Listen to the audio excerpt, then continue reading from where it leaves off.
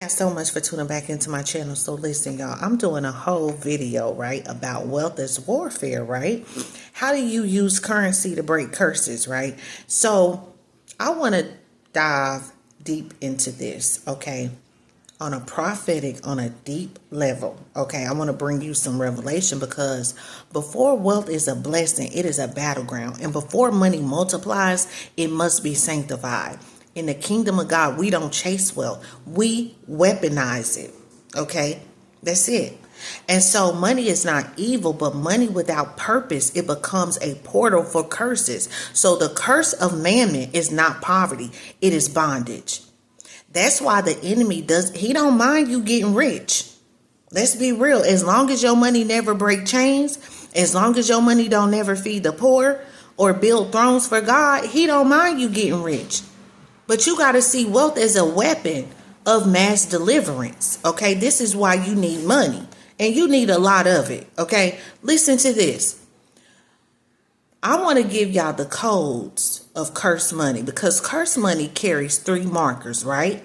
Blood. It was gained through oppression or evil trade in Proverbs 1:19. Idolatry. It becomes the source of your identity or validation in Habakkuk 2:9. Bondage, it enslaves the soul through anxiety, greed, and materialism, right? 1 Timothy 6:9-10. So if money is not assigned to purpose, it becomes a wandering spirit, y'all. That's why you gotta you gotta really get into with who you are. You need to be in tune with God so you can understand your divine assignment here in the earth, because God only sent you down here to do an assignment, right? So money, if it's not assigned to purpose, it becomes a wandering spirit, y'all. So then I'm going to start getting more into what a wandering spirit is, because it opens the door to mammon's allies, which is fear, insecurity, betrayal, and comparison. Okay, so I want to talk about kingdom strategy to break curses by assigning purpose. So when your assignment determines your alignment, when you direct wealth into God's design, you perform spiritual warfare. Do y'all understand me? When you give, the curse of lack break, ancestral strongholds dissolve, and witchcraft altars lose power. Heavenly scrolls are activated, y'all. Giving isn't just generosity. It's judgment against darkness. Do you hear me? You cannot break a financial curse through prayer alone. You must release a seed to legally confront the altar. Do you understand me? And I'm talking about on a major scale. I'm giving you the biblical keys, financial giving and spiritual law. This is a law. When you lend to the poor, you loan to God and lend to him. He will repay you. He didn't say when you give money to your pastor or your church, okay? Your prayers and your alms have come up as a memorial before God. This means that he told Cornelius this, that his prayers and his alms have come up as a memorial before God, okay? I'm talking about financial giving as a spiritual law. And I can teach this thing because I've literally been giving, okay, for the last 10 years. Okay, on a major level, even when I lost everything, I was still giving, still walking in my assignment and my purpose. So listen, heaven responds to giving. Do you understand me? And the angel came not just because he prayed, but because he gave. Okay, do you know when you give, you enter into, listen, in external habitations, everlasting habitations. His money spoke in the courtroom of heaven. And this is what, listen, you want your money to be your defense. The Bible says that money is a defense in a time of trouble. Do you understand me? Your money breaks chains. It breaks curses in a time of trouble. So listen, Abraham in Genesis 14, y'all, 18-20, after defeating kings, okay, Abraham, he gave a tithe to Melchizedek. Why? Because he knew the victory was spiritual. He knew that this thing was spiritual. He knew that financial giving was a spiritual law. Do y'all understand me? So the offering was a seal of spiritual dominance. Do y'all understand me? David, okay, David refuses to give a sacrifice that costs him nothing. He said, I will not offer burnt offerings to the Lord my God that cost me nothing. He pays full price. Even David did. And the plague was stopped.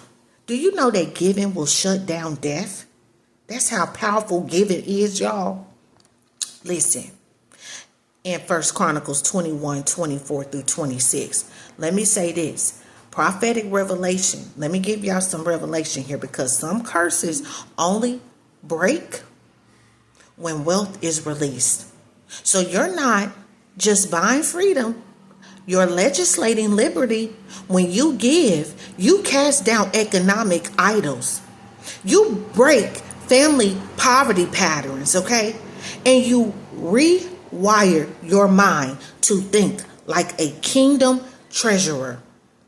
And this is why hell attacks your giving life. Do you understand? Because if the enemy, if he can keep you stingy, if he can keep you reactive or afraid, he keeps you in bond. He keeps you bound, is what I wanted to say. So listen, I want to do an activation with y'all. The currency of deliverance. I want you to speak these words out loud. In the name of Jesus, I redeem every dollar in my possession. I will no longer finance fear, foolishness, or false altars. My wealth is consecrated. Do you understand me? My giving breaks curses, and my seed is strategic. Okay? You got to understand and say, I'm heaven's financer, and I fund the future. I break the cycle of lack in my bloodline by my obedience. Okay. The spirit of mammon has no power over me. I am a breaker. I am a giver, and I am a weapon. You got to declare this today. The currency of deliverance. I'm talking about activating the currency of deliverance. Okay. And so these are some things that you can ask the Holy Spirit. Where has my money empowered bondage? Ask God, where do you want me to sow to break cycles? And then write your own financial freedom declaration, and then place it on your altar before God. Okay? Place it on your altar before God, because this is deep, y'all, and this is serious. You need to understand, okay, mammon as spiritual warfare.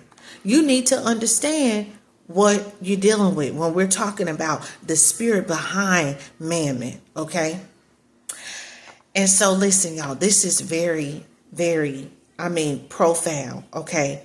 Just to be able to talk about wealth, mastering mammon, and move it into eternal inheritance, okay? Because yes, God did. He said, listen, make friends. He said, make friends with mammon.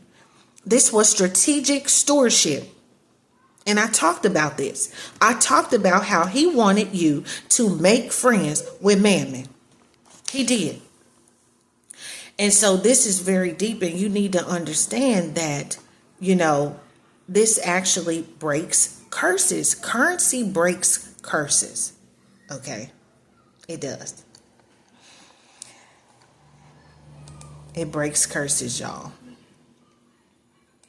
And so I wanted to just come on here. I wanted to talk about that with you guys for a little bit, because you want your wealth to speak after you die, right? You do. You want it to speak after you die. And so you want to enter, like I said, into eternal habitations that are everlasting, right? And so this is just, it's just really, we're talking about,